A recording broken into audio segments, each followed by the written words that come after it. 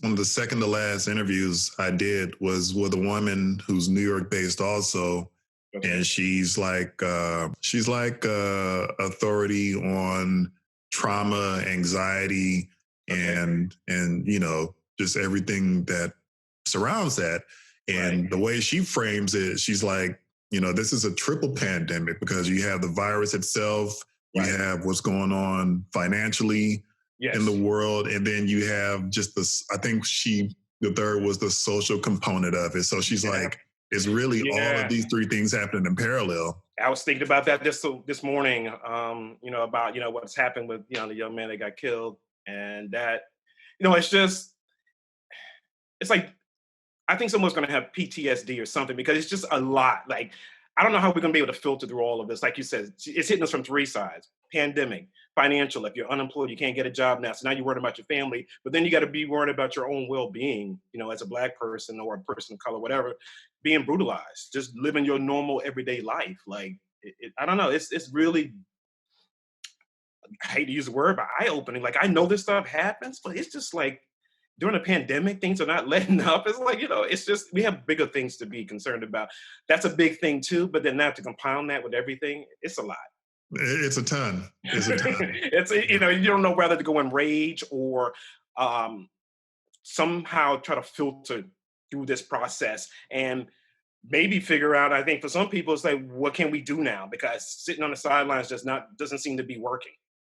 I mean, a lot of people are doing things. Black Lives Matter, a lot of people are doing things. Politicians, don't get me wrong. People in local communities, they're doing stuff. But me as an average person, like, what am I doing? You're being thoughtful, as we all should, especially with the Black people. I've been hesitant to just overzealously raise the Black flag. Right. But man, it's considering everything we've been through and things we still go through. It's like if we don't, who will? And it doesn't make us anti-white or anti anything else. It's like, fuck, we have to advocate for ourselves. Right. We can't live life blindly. Like, hey, this is happening. Like, and it's being recorded. People think, oh, it's happening worse now. I just think, like, a lot of people on the internet have said, we're just being recorded now. This has been happening since our forefathers or Black ancestors stepped on this land. Mm. I mean, if it wasn't mental brutality, it's physical. A lot of times it's a combination of both. Then between redlining with banks, it's economical. So we can talk about this forever. Like, it's a lot.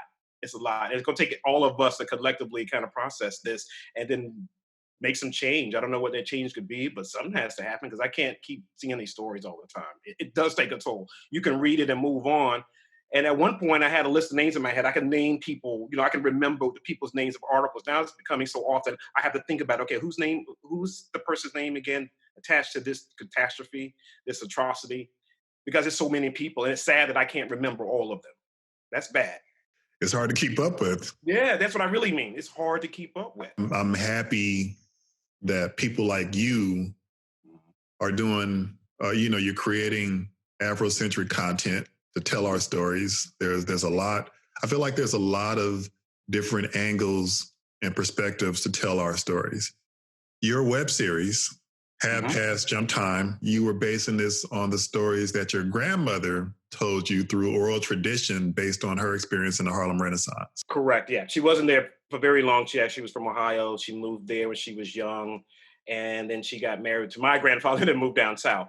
But those stories, they just kind of resonated with me. And then the mere fact that I moved here as well, the parallel between that. So that's how the story began. I hadn't thought about the stories in a long, long time. And then I was producing an off-Broadway play. And I was thinking about, hey, what's my next project? And then my grandmother popped in my head. And then those stories, I was like, yo, I have totally forgotten about all of those stories. I don't remember a lot of the particulars, but I do remember the bigger story. So I'm basing a lot of my series based on that. And then again, as we were alluding to earlier, the series does talk about social issues. Being from African-American perspective from 1920s Harlem and then juxtaposing that with what's going on now. And as we can see, there's a lot of parallels. Things that you thought would have, from a social standpoint, would have been alleviated back in the 1920s, still going on. I mean, there are laws on the books against certain things and things are still going on. So I just kind of want to poke around in that. And then the Harlem Renaissance is, like you said, is so rich. Why haven't there been more stories? We hear a lot about the great luminaries, the Madam C.J. Walkers, the Josephine Bakers, W.B. Du Bois, all of those. But I want to talk about the everyday people. And through my research now, I'm just learning a lot. Like in between the the flu pandemic of 1918, then the World War One, and then sandwiched in between that is the recession, and that's when my story sits. So parallels with what we're going through right now, with our pandemic, and now we're in the middle of a recession. I mean, it's just all kind of come, like they say, history repeats itself. So I think there's 2 episodes out now, and it's great. So there's a mixture of time travel during the Harlem Renaissance, yes, and sort of past meets present, with even some components of or mentions of Beyonce. Like how would you describe the web series to people who are not familiar with it? It's about a Harlem Renaissance time traveler. Her name is Harriet Lacroix. She is, we entered the story where she's about to lose everything during this time, like I said, right before the recession. She's a time traveler. Of course, that doesn't pay, but she's kind of a time traveler agent. And she does some things to correct some past history mistakes, but that's another story. So she goes into 2020 to meet her niece, who she's actually been watching from kind of in the background, but she needs her now. She wants her to come back to 1920s Harlem during the Harlem Renaissance to save her speakeasy from closing. Kind of a Cotton Club type era club. So she brings her 2 friends, Tariq and Eli. Eli you haven't met, because he wasn't in the episodes 1 and 2, but he's in 3. And they take hip hop dance back to her speakeasy. They bring a whole show around that to save it. And through that, we parallel the stories of them, like me and you. Like, what if we went back to the 1920s? What would our life be like if there was an opportunity to do that? The freedoms, like I said before, that we have or can work with right now, we couldn't do it in 1920s. Our mindset would be so, just the obvious things to be taken aback, like just not being able to apply for the job that you want, not being able to go to college that you want, not being able to buy a house or live in an apartment building, especially in New York and places like that. So I want to explore what it was like to be a person living in the 1920s. And that time travel allowed me to kind of bridge those stories together. And also with the 1920s is jazz. So jazz, another African-American invention along with hip hop. And I want to kind of marry those together. And through the use of music, dance, and time travel, sci-fi, I'll be able to tell some stories about people and how it is to live in both time periods, and just kind of see how it all plays out and see if things have changed or see if things have stayed the same. In terms of episodes, how long will the series be? Season 1 is 8 episodes. I'm actually looking at my inspiration board right now. So there's 8 episodes in season 1.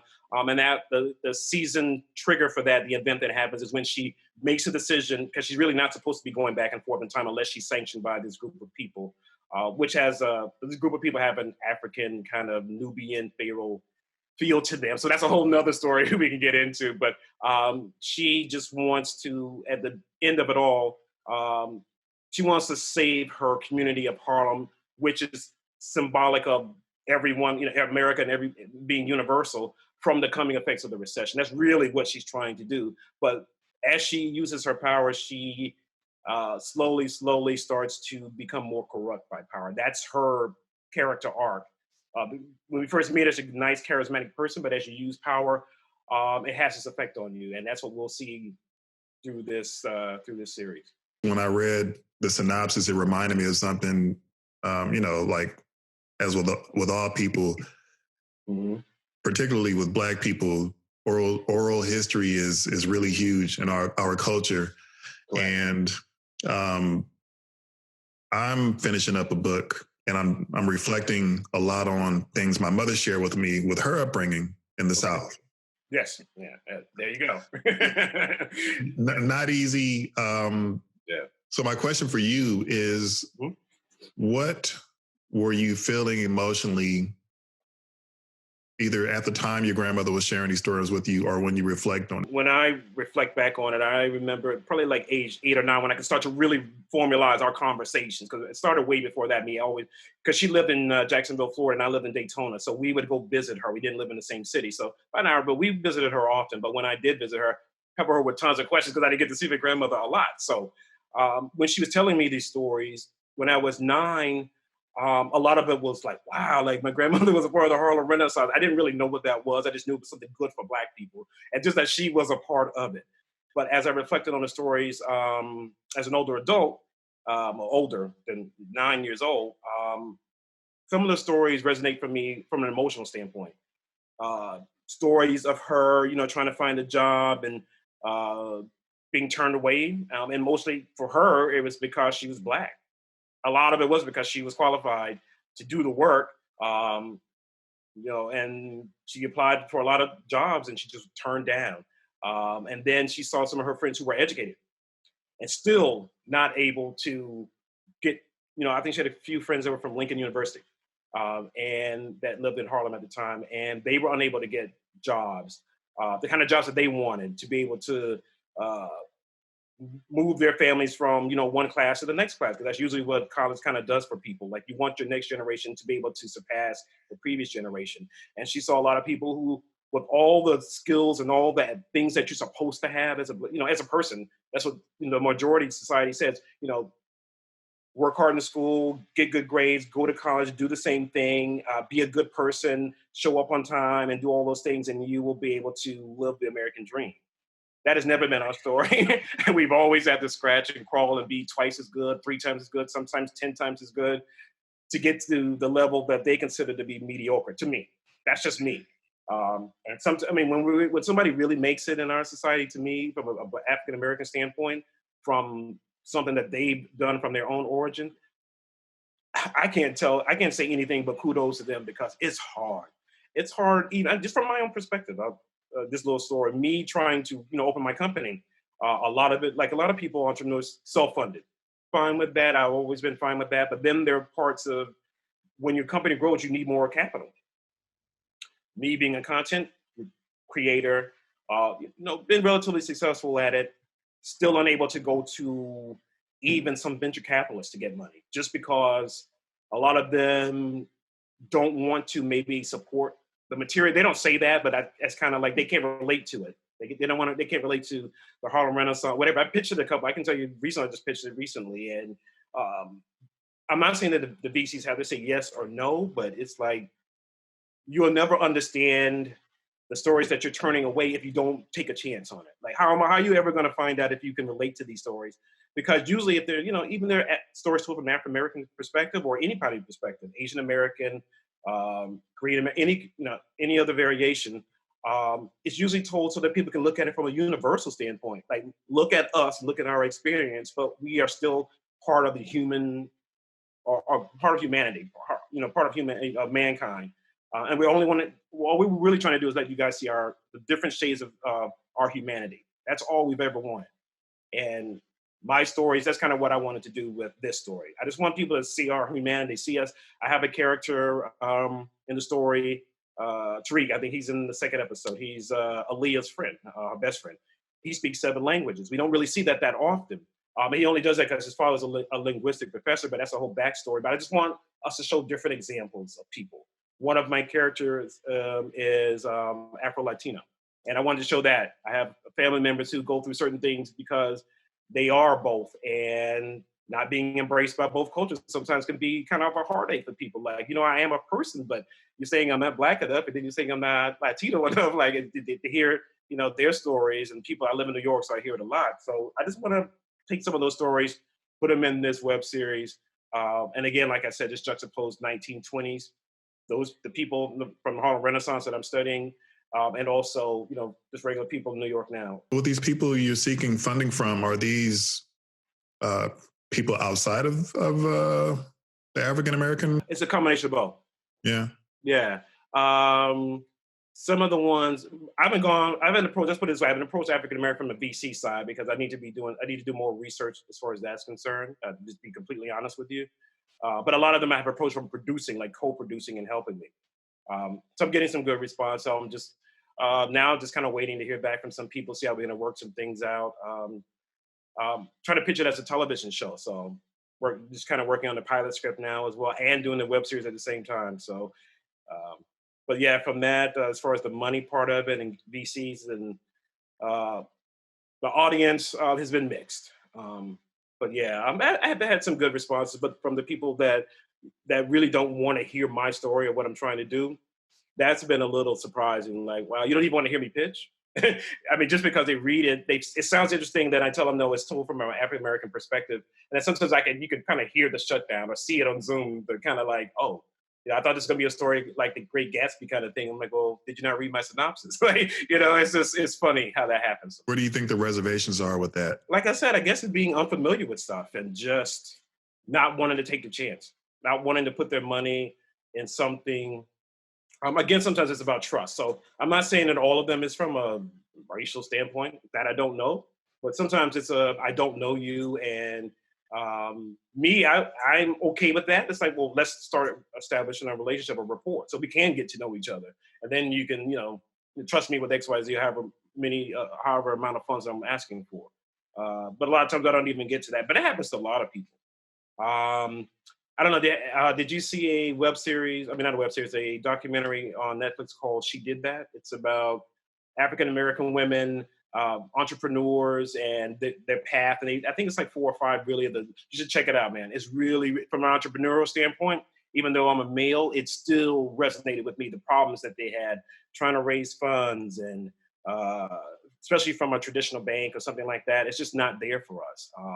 And I don't know. It's just surprising that we don't have a infrastructure of banks that doesn't necessarily have to be African American owned, but something that we can go to. I mean, I know there's some out there, but I don't know where the disconnect is. Like, the funds that they have, hopefully they can funnel in to help more African American businesses get started. So maybe it's just us not meeting at a place where we can all talk to each other. That being the Black banks and Black entrepreneurs.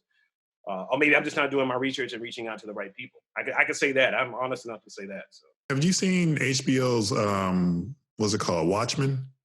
Yes, and my story is like, that's when I pitch it. That's the story. Watchmen meets Doctor Who meets Harlem Nights. That's a cool way of putting it. So yeah. 3 very good pieces of content. So, like, one thing I liked about Watchmen is how they really integrate a lot of history and social issues, among other, with the African American experience. Correct. With yours, throughout the life, or like, I guess throughout this current season, what are some of the issues that you're pulling in to your show? Let's start out from Harry's standpoint, from the speakeasy. Like, she is about to lose it. So again, as a Black woman, 1920s, being an entrepreneur, businesswoman, a lot of obstacles to getting capital, to even being believed that you could run a business. Those types of things. Like, and it's interesting. A lot of people always ask me, why did you choose 2 female leads as opposed to, me being a male? We use it right from our own perspective. A, because my mom was she was a huge sci-fi fan. So I'm writing as a tribute to her and my grandmother. And then B, like I said, we just never see it that often. So I wanted The Watchmen is a good example of that whole superhero heroine being a Black African-American woman. And that's part of why this story, that's another story or another thread that resonates with me through what I'm trying to do, is that I really want to focus on that. And then again, from, like I said, the contemporary 20-year-olds who come back to the 1920s, that whole experience. like I said, just the whole fact that they can't do certain things. They can't go. I mean, even, New York, it still were a lot of places where you couldn't go. You couldn't enter certain places. Like now, I can easily go and get on a train. Well, not right now, but easily get on a train and go to Macy's if I wanted to, enter the front door, whatever the case may be. Some of our research, some of the departments, we weren't allowed to do that. Like, we were, relegated to, you can go to the front door, but they really didn't want you going into the expensive sections. Like, it was always this thing, like, I'm uncovering a lot of things that you think would have, that are part of contemporary life, but still happened back then. Being followed around a store, there's instances of people in Harlem Renaissance with that. You get especially the ones who had money, and there weren't a lot of Black department stores. So, hey, they would go to what was available, and then still being questioned about the validity of the money itself. Like, that is crazy. Like, it's just real money. What do you mean this is real money? I worked, I did whatever it was that they did. And I was just like, these stories still happen now. Like, it's great. Like, I think Chase Bank, this guy, I think he was business owner, I think, and he think he was trying to deposit. No, I think it was a football player. Whatever the case may be, he was trying to deposit a check, and they didn't believe the validity of the check. I think it's like 100,000, something like that. They did not believe it. I think the cops were called, and I'm like, all you have to do is run the check. If it doesn't clear, then it doesn't clear. Like, I don't understand why this black man had to go through this dehumanizing event, and then we're supposed to walk away from this and have the upper chin about it and be like, it's okay. Like, sometimes it's okay. Sometimes I do like, okay, you know what? I'm not going to put my energy to that.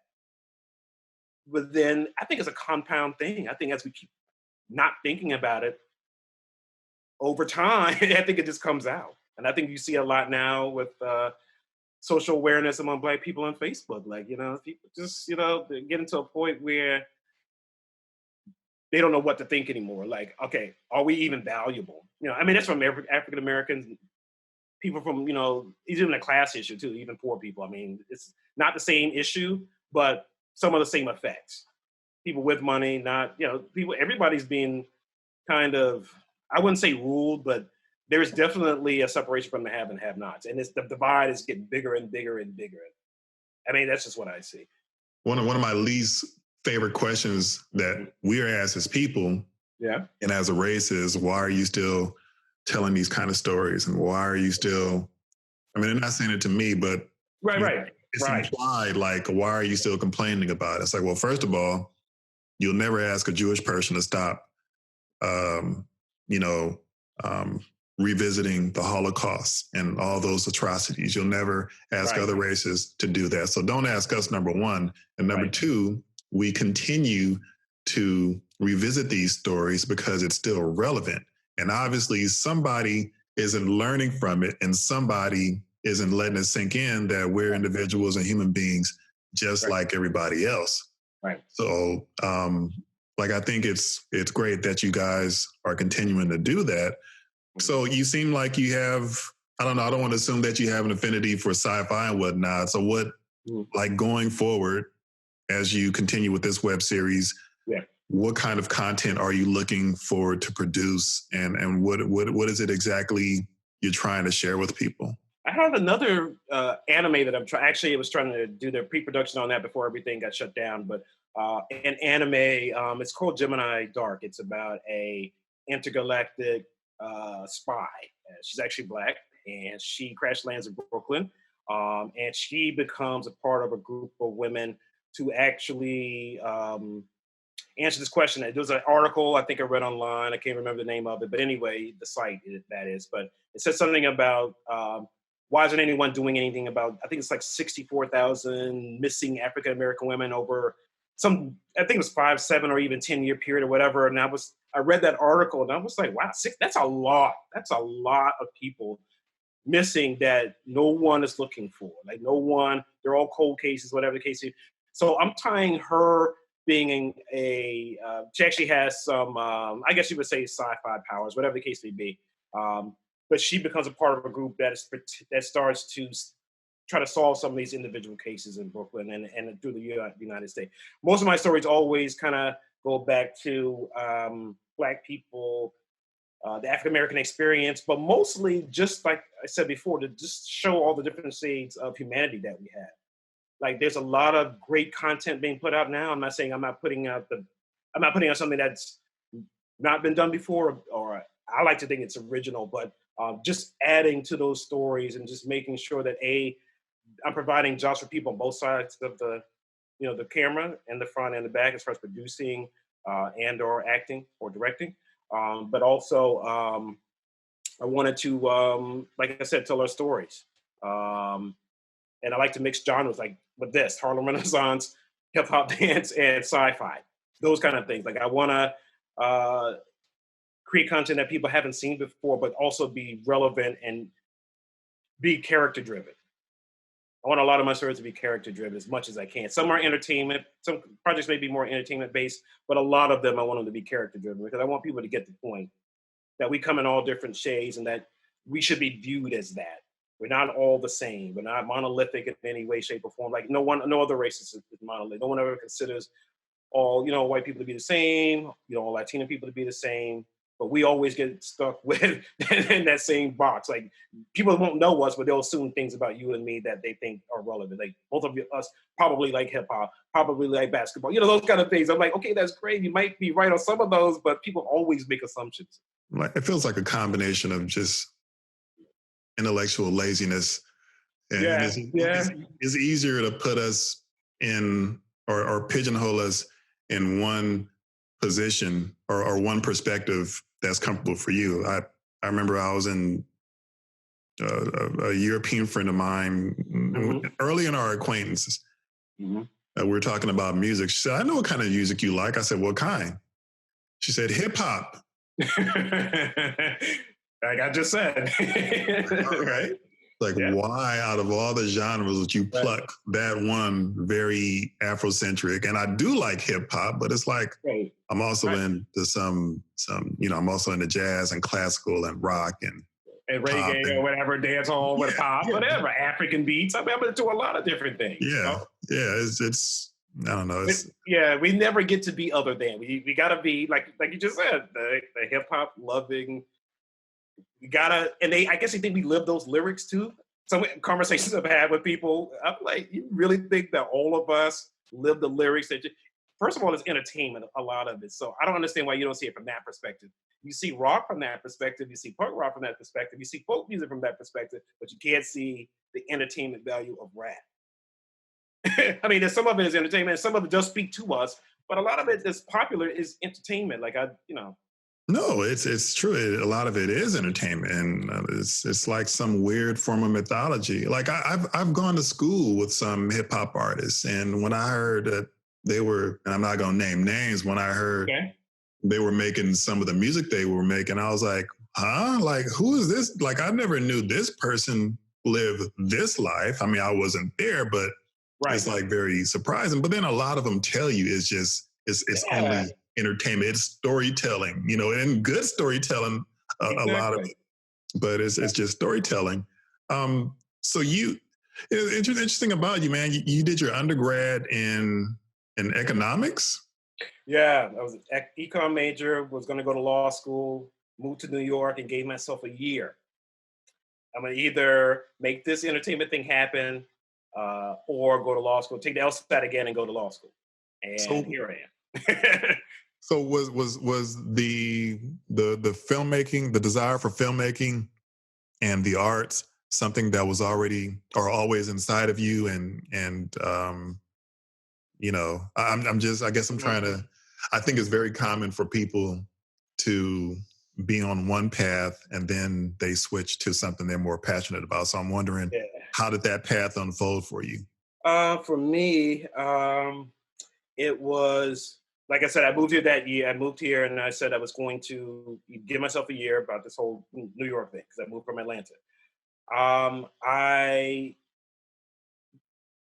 always wanted to be an actor and stuff like that. So in elementary school, I did some acting. High school, I did some. Didn't do any in college. So during college, I just was buckled down. Law school, like that's all I ever thought about. Moved to New York, land an opportunity. And then it came up again. A friend of mine, an ex-producer friend of mine, she just got out of NYU at the time, and she was writing film, writing a movie. I was a consultant at a bank at the time on Long Island, and she was writing a screenplay on a laptop. And I said, "What are you doing?" She said, "Yeah, I'm an NYU grad. I'm just doing consulting just to make money to get to my films." I was like, it came back to me like, actually, I can't make money. New York is a place where I had not even thought. When I first moved, I hadn't thought about it. So from that point, I started taking classes, auditioning. Wasn't such a good actor. I wasn't. I knew that instinctively. Just because I'm an instinctively shy person, they say, sometimes actors are shy, so I can't feed off of that. Some actors can feed off of that and still be able to.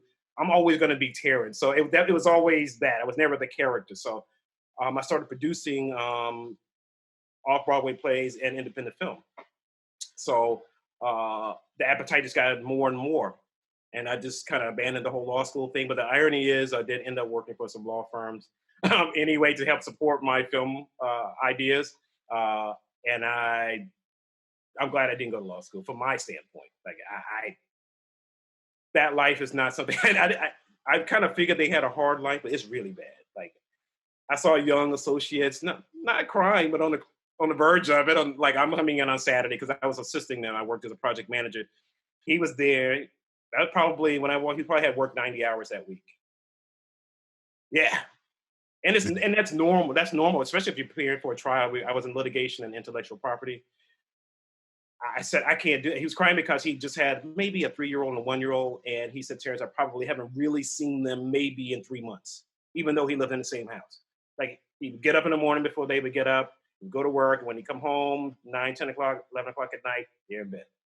So yeah. The guy was literally crying. Well, not literally, but on the verge. Like, he was just stressed out. Like, he was at the coffee machine. He was just like really stressed. I was like, dude, like, take a breath. And then he was like, it's just like, well, his wife had just called him at at his desk, and he was, coming to the coffee machine to get some stuff. And he was the printer actually. And he said, it's a lot. He's like, he said, what really keeping him there was debt. The amount of debt he incurred in law school and undergrad. That's the only reason he said I would be there. He said, if I had my way, I think he had a mechanical engineering degree, like a master's for Georgia Tech or something like that. And he said, I should have done that. And I mean, that's just one of many examples over the 7 years I worked in law firms. So it was quite often that people said, if I had to do it all over again, I would have done something else. Oh, I know. I'm sure you have too. I'm sure it sounds nice, and some of them do well. And I guess, well, I mean, I'm sure some enjoy it, but then, you also see a certain level of unhappiness and misery with some people. And that's kind of manifested through, a lot of drinking, extramarital affairs. Is just a form of self-medicating to get over, right. This thing that takes up a huge chunk of your life and that doesn't really give you the level of happiness that you may want. It's not even lawyers. I mean, even for me, from my standpoint, when I was a project manager, I was there with them. I didn't even have the same responsibilities, but I had to be there to support them because I manage a database of trillions and terabytes of data, So I had to be there with them. So the stuff they're going through, like, it was hard having a relationship during that time because I'm always at work. And when I travel for trials, there were days I worked 21-hour day. I can't talk to anybody. Like I was in court, and then right after court was done, we would come back and prep the next witness for the next day. So it was a lot. It was a lot. So I'm sure. I mean, even regular. I mean, even people who work other jobs. Everybody goes that sacrifice of I want to work. Maybe even work. Some people, I live in the Bronx, so a lot of people maybe work 2-3 jobs to raise, to help raise their kids or raise their family, or you keep themselves together. But at what cost? You miss out on your family. You miss out on golden opportunities that you could, connect with you, because memories are everything. I've noticed that that's the currency that you should be chasing, the memories that you can create. Money is great. I mean, it does facilitate some things, but it can also help you create memories with your family and people that you love. So pursuing a job, it doesn't even have to be an attorney. It could be anything. And from I can speak from a milk perspective, when as a society, I guess you can say, they say that you're supposed to be the breadwinner. That's a whole nother layer to add on to these lawyers and other people, whatever job you have. They're unhappy, doing a job they don't like, working many hours, not able to connect with their family, not able to connect with the person, their significant other, and we're all supposed to keep it together. And it's a lot. I mean, I'm not complaining. I'm not saying being a victim or anything. We all have to balance it out. I'm never going to be a victim. I don't think that's not the way to approach it. But it's real. I think a lot of people, again, I don't know if you're going to segue into the subject, but the whole thing of mental health within the Black community, African-American male. I mean, something I have a series, I was actually thinking about that as well. Because we talk to each other, but we talk to our friends, but sometimes the advice they give us is what we want to hear. I'm trying not to do that, but sometimes you just want to be there for your friend. Like, hey, man, I get it. It's cool, I get it. But sometimes you're the one to say, hey, if you had really thought about it, or you listen to what I said, maybe that would have happened, or that situation would have happened, or you have been 2 or 3 different girlfriends. I tell you, hey, maybe one is good, whatever the case may be. Mental health. Again, I want to get back to that. That's another part of the series as well. That I want. You said some subjects. That's another one too. Mental health being if it's just depression, or if it's just PSD, like I said before, from just being Black, like all the things that you have to experience, either vicariously from through other people or things that you experience yourself? How much of a challenge is the pandemic having on your creativity? Oh wow! It put it to a halt because I was right into production, and we were about to get rehearsals, dance rehearsals for the next episodes of 3, 4, and 5. We're finishing 6 now. Put it to a halt, so I had to pivot. Like all great entrepreneurs, as I've always read in other books, they learn how to pivot when times are not to your liking, like now. So now I'm really trying to pitch the show. It's a television show. So I've been doing some pitches to some people out in Hollywood and here in New York, some literary agents, assistant directors. I have another one in a couple of weeks. So trying to switch it that way because eventually that's what I wanted to be anyway, was a television show, be it streaming or uh, premium cable, um, or even my own platform. Sometimes I think about, do I want to give away my intellectual property? Like, I mean, do I want to like have my own app that people could download, like a Netflix or whatever, that has my content on it? Like, and that's another thing that I've been thinking about a lot lately too. Do I want to always give up the content that I create?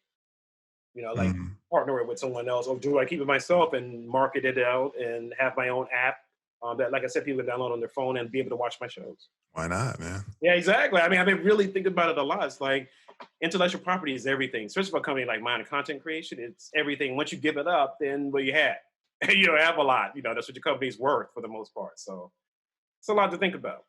So what content that you're consuming, like what are you loving right now? I haven't been watching a lot of television because I've been doing my show, to tell you the truth. But I've been, like I said, that documentary, she did that. I've been watching some documentaries for some reason lately. And then I watch Michelle Obama's Becoming. I watched that as well. Just because I had seen so much about it on the internet, I thought it was good. Um, but yeah, I haven't really been watching a lot. Just trying to stay focused on this because it's a lot trying to write the web series and writing a television pilot. So it's a lot. But the shows I have watched probably in the last 90 days or so, I like to watch that a lot. I'm liking Insecure a lot. The show Insecure, only because it is very topical, and it seems the writing is really, to me, it's really good because it seems so real. Like sometimes you see sitcom or you see stories on television or whatever the case, streaming, and sometimes the dialogue just doesn't seem natural. Like, it just seems like, I don't know who wrote that, but they didn't. It just doesn't seem. But Lisa and her team, they do a great job. Like, I don't know. I haven't. I had to catch up with the last season, but now I'm on this new season. I've been watching every episode, and that's been good. I've been trying to catch up on, I think, Black Monday with Don Cheadle. That seems to be a show that some people say I need to watch. It's with Regina Hall as well. I think it takes place in late '80s, during Wall Street, kind of. That's another show that I've been told I need to watch as well. What about you? What have you been watching? I like Succession. I love The Oh, Watchmen. I love Succession. That's another one too. Yeah. Succession and Billions too. Which one? Billions with Oh, Billions, right? yeah, Billions is a Right. good show. Yeah, it just started back. So yeah. Yeah. Succession, what do you like about it? I haven't really had a chance to really talk to anybody about that. What Well, what draws you to the show? the craftsmanship Yeah. and the truth. I think they really.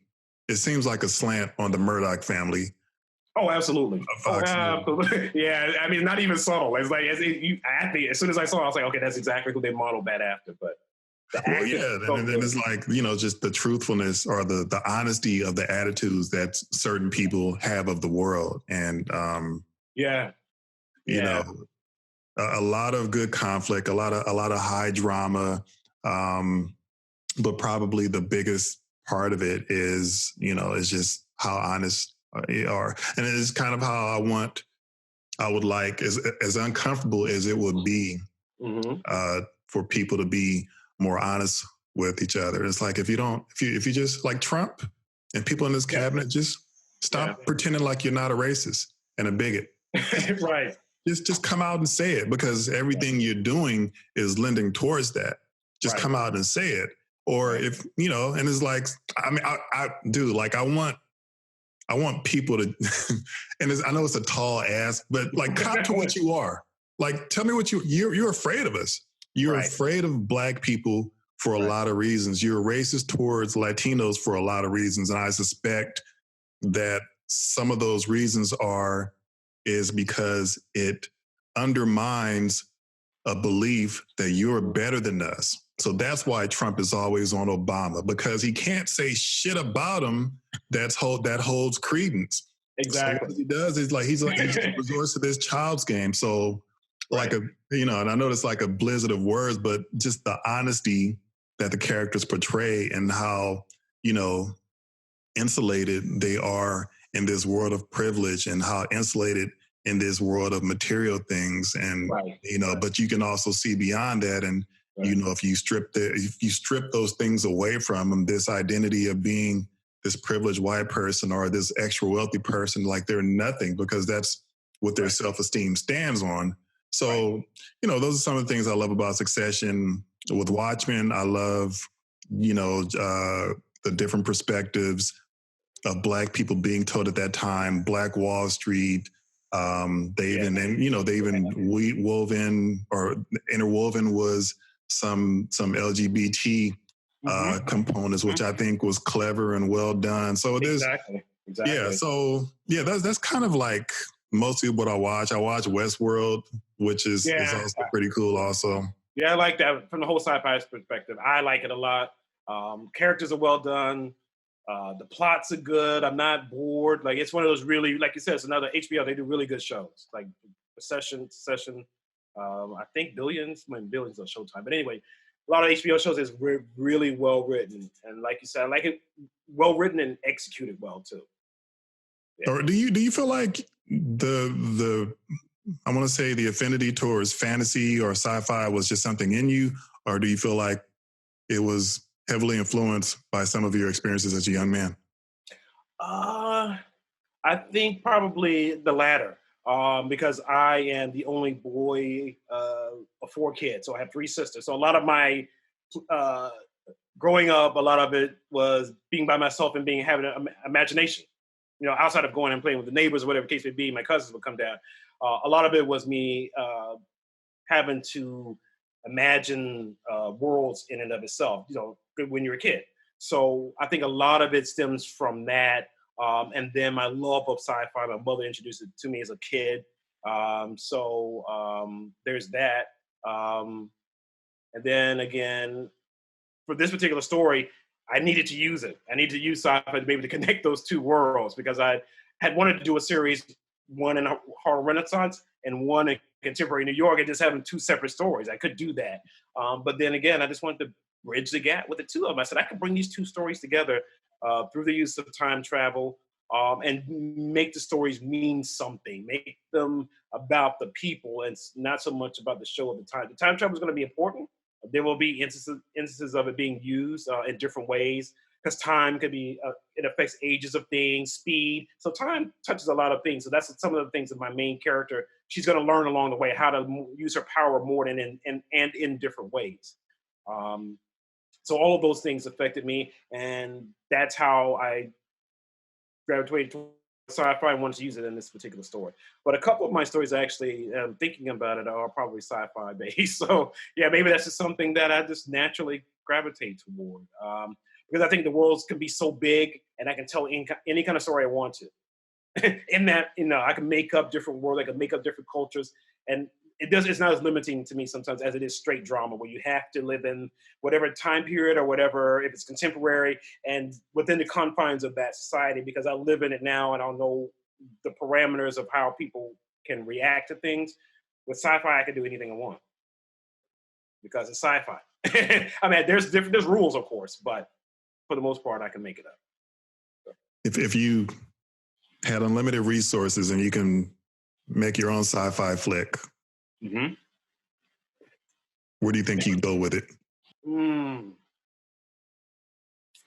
I probably would go with something like a group of, I would even say alien bounty hunters or something like that, but a group of like 5 African Americans, different genders, maybe different cultures, maybe some from Asia that are Black, some are European that are Black, African. So we can start to mix all of that together because there's so many different Black people in the world, European Blacks, American Blacks, Caribbean Blacks, South American Black, and just have them go through it and we learn about the different types of people. Like we come in so many variants. I always loop back to that, as you can see.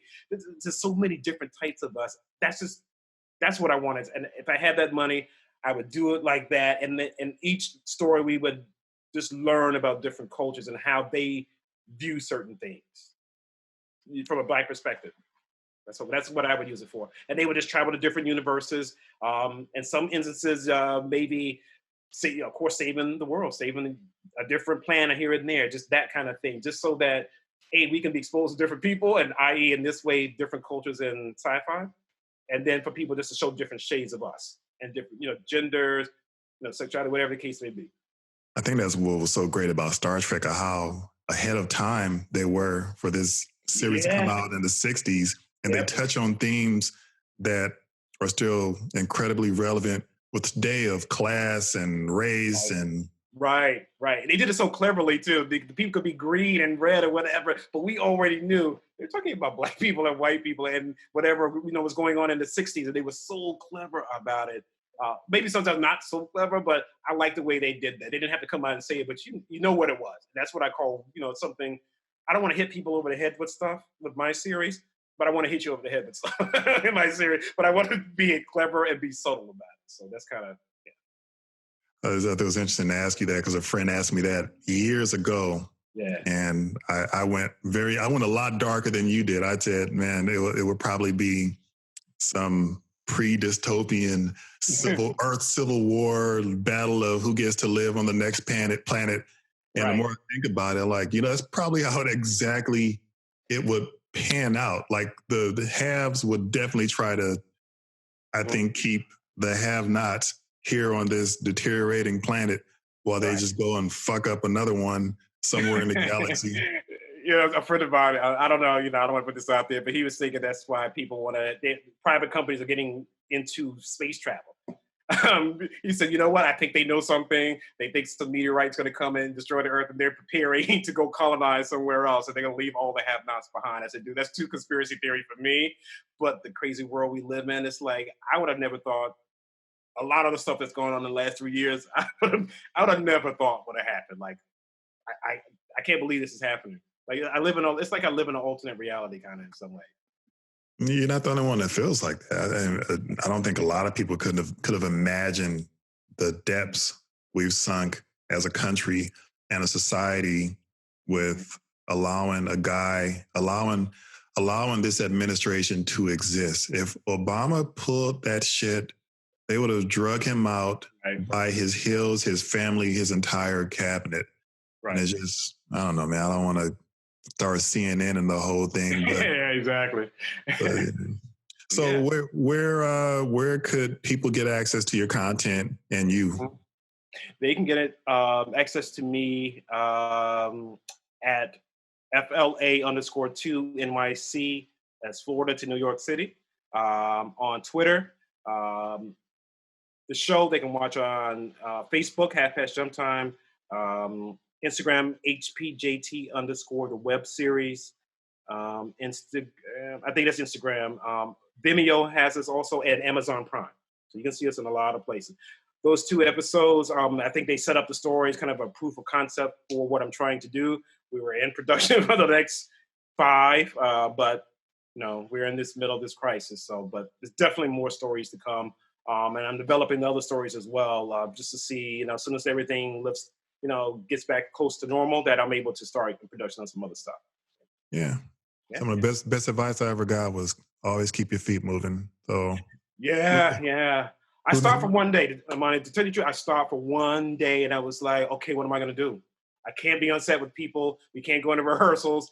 But then I pivoted. I'm like, okay, I could still plan out, refine a lot of the scripts that I have, but also, start pitching it out, to Hollywood and see what I can get out there. So, yeah. Good for you, man. I'll make sure to include all your links and social media in the description on YouTube, and I appreciate it. Yeah, and I'll, once I post everything, I'll be sure to tag you and feel free to share with all your people, your friends, and I will. loved ones and whatnot. Any final thoughts?